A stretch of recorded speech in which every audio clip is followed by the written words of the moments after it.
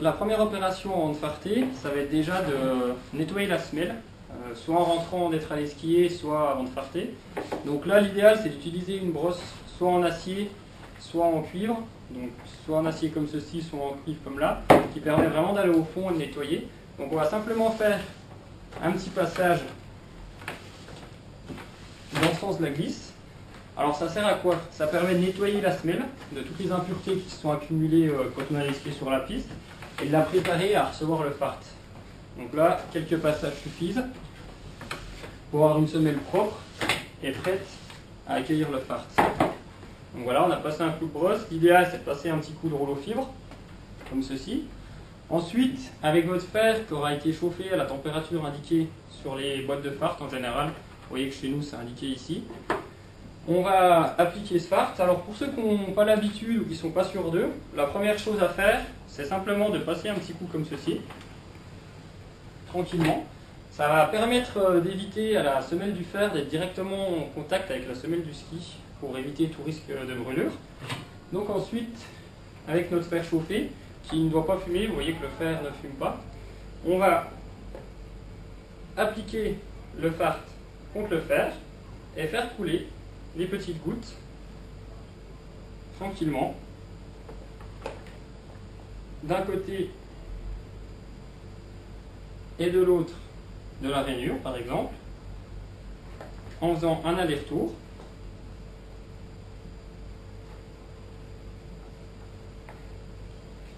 Comme ceci. Ensuite, toujours procéder les opérations dans le sens de la glisse.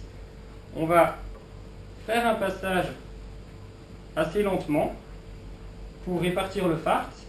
Alors il faut veiller à ne pas trop rester au même endroit sur la semelle du ski afin de ne pas la brûler.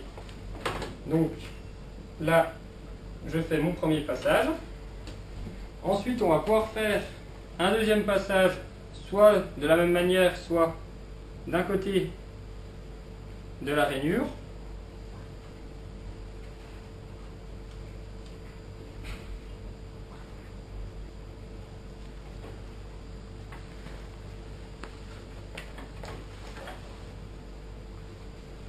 Puis de l'autre côté, afin de répartir le fart uniformément.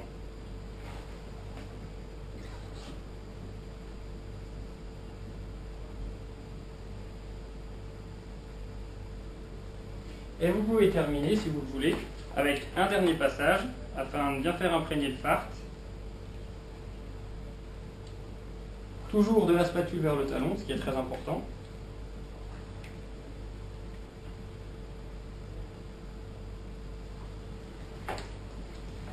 Et voici. Et ensuite, on voit le résultat.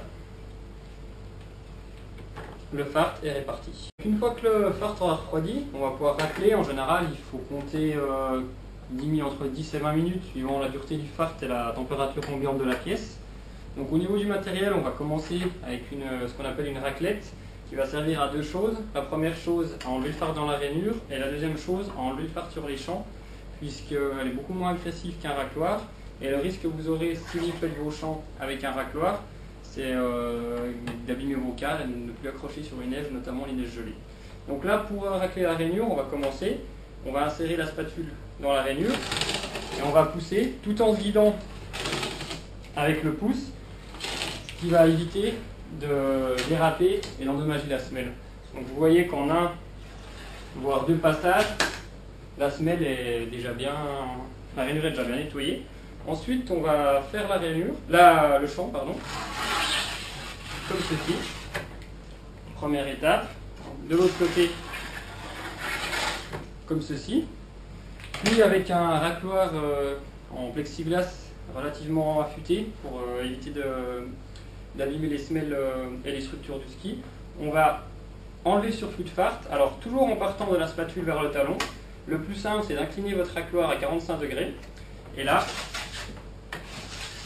on va pousser le fart sans mettre de coups sur la semelle pour éviter de la marquer. Comme ça. Et on va répéter les opérations jusqu'à ce qu'il n'y ait plus de fart sur la semelle. Donc là, Vous verrez qu'avec l'habitude, en s'y prenant correctement, il ne suffit pas beaucoup de passages pour arriver à un bon résultat. Donc ça, c'était l'étape la plus longue entre guillemets, et la plus pénible, c'est d'enlever le fard qu'on a dessus. Ensuite, on vérifie qu'il ne reste plus rien sur le champ, comme ceci. Plus rien dans la rainure. Et là, au moyen d'un rouleau de papier fibre, appelé fiberlaine aussi, voire d'un chiffon, on va simplement passer un petit coup. Alors pourquoi? Ça permet d'enlever tous les copeaux de fard qu'il y a dessus avant de passer la brosse, ce qui évitera de les encrasser, parce que c'est assez pénible à nettoyer. Donc on va commencer avec une brosse en cuivre souple, voire en inox, ça dépend de ce que vous avez. Ce qui est intéressant, c'est de mettre un sens, une flèche dessus, pour toujours l'utiliser dans le même sens. Et là, pareil, dans le sens de la glisse, sans mettre de coup, en appuyant, on va de la spatule vers le talon, enlever tout ce surplus. Comme ceci. Et ensuite, on peut terminer avec une brosse en nylon, qui va être intéressante pour vraiment dans une optique de finition. Donc une nylon dure, c'est pas trop mal. Ça permet notamment sur les neiges sales et les neiges froides d'avoir une semelle ultra propre. Donc voilà. Et vous voyez que l'opération n'a pas pris très longtemps et vous avez une semelle qui est propre. Une fois qu'on aura mis notre base adaptée à la température de la neige, on va pouvoir passer à l'étape de la serra, qui est intéressante pour deux raisons principales. Premièrement, son pouvoir hydrophobe, qui permet de maintenir la pellicule d'eau sur laquelle le ski glisse. Deuxièmement, pour la résistance à l'abrasion, qui permet de protéger entre guillemets la semelle et d'avoir un fard qui dure plus longtemps et une meilleure glisse, notamment sur les longues distances. Alors, on peut utiliser en base ou du fard LF, donc faiblement fluoré, ou HF, hautement fluoré. C'est toujours mieux d'utiliser du fard hautement fluoré. Pourquoi? Si vous voulez, le perfluorocarbone contenu dans la serra va plus facilement se fixer sur les molécules de fluor de la base en dessous. Dans un fard hautement fluoré, vous avez plus de molécules de fluor, ainsi la serra se fixera plus facilement dessus. Donc on va distinguer deux grands types de produits au niveau des serras. Les serras en poudre, qui sont les 80% du temps, 90% utilisés sur les longues distances, et les accélérateurs à réserver ou sur des courtes distances, ou à mixer avec les poudres dans certaines conditions de neige, notamment les neiges fraîches. Ensuite, il faut distinguer trois types de serra. La serra pour les neiges froides, la serra pour les neiges fraîches et la serra pour les neiges transformées et mouillées. À partir de ça, vous avez une bonne base pour débuter une saison, notamment de longue distance. Donc les serras en poudre, qui vont s'appliquer dans la majeure partie des cas offerts, on va les mettre en les tapotant sur la semelle du ski, comme ceci, puis avec le fer chauffé à la température indiquée, généralement entre 150 et 160 degrés, on va dans un premier temps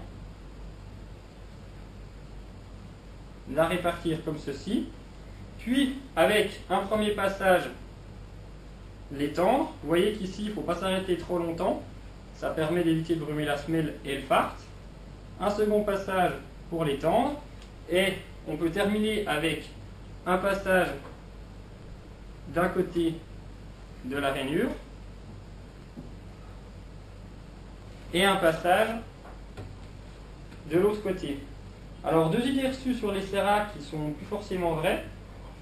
Autrefois, on disait qu'il fallait que la serra paillette pour qu'elle fonctionne. Ce n'est pas exactement le cas. Sur certaines serras, notamment les serras chaudes, il va être très compliqué de les faire pailleter. Donc, mieux vaut passer un peu plus doucement pour éviter de brûler sa semelle que de chercher systématiquement à faire des paillettes. Donc là, on voit que le résultat obtenu est relativement uniforme. Ça, c'est la première méthode. La deuxième méthode est donc avec les serras liquides ou accélérateurs, qu'on va utiliser soit sous forme de spray, soit sous forme de liquide, en mettant sur la semelle.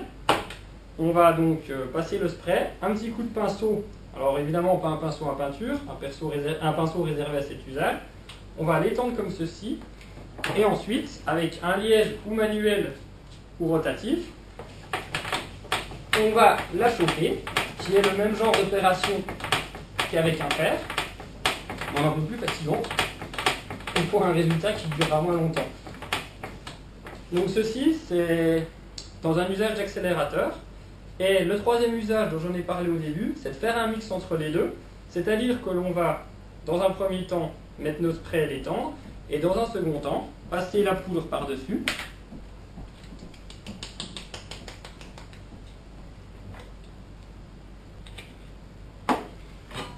Et l'utiliser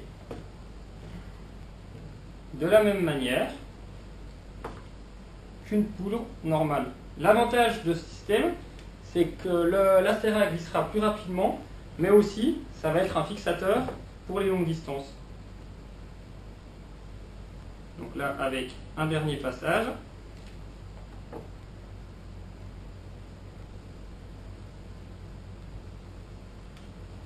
Voilà, afin d'avoir la Cera répartie uniformément. Une fois que votre Cera a refroidi, donc on va la brosser. Alors ce qu'il faut savoir, c'est que notamment pour les opérations de Cera, des poudres donc, on passe à chaud, le mieux c'est d'utiliser un masque. Donc un masque à poussière peut suffire si vous le faites de temps en temps. Après, pour vous expliquer les choses, avec un masque c'est pas évident, donc je ne l'ai pas mis aujourd'hui. Alors on va commencer avec un racloir propre, dans l'idéal pas le même que celui que vous utilisez pour racler les fards solides. Juste pour enlever le surplus, ça va éviter d'encrasser votre brosse, comme ceci. Juste un petit passage sans trop appuyer. Ensuite, au moyen d'une brosse en crin dur, on va brosser. Vous voyez que je ne vais pas au bout, puisqu'à la fois d'avant, je ne vais pas aller jusqu'au talon. On va brosser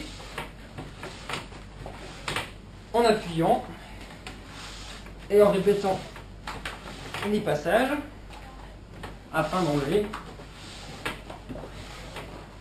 tout le fard qu'on a, ce qui va éviter au ski de bloquer, notamment sur certaines neiges châles ou les neiges froides, voire même les neiges fraîches, tout type de neige. En fait, l'intérêt de ça, c'est d'avoir une semelle quasiment la plus propre possible, avec simplement les résidus de fard, donc de perfluorocarbone, au fond des micro-sillons. Donc là, on appuie, on brosse, et on répète les passages jusqu'à ce qu'on n'enlève plus rien. Comme ceci. Alors vous voyez que si j'appuie, par contre, ça ne veut pas dire que je tape. Je ne dois pas entendre la brosse taper, sinon on abîme la semelle. Donc le premier passage se fait donc avec une brosse en crin de cheval dur, et ensuite la finition peut se faire avec une brosse en crin de cheval souple, afin d'avoir une semelle bien lustrée, qui glissera d'autant mieux.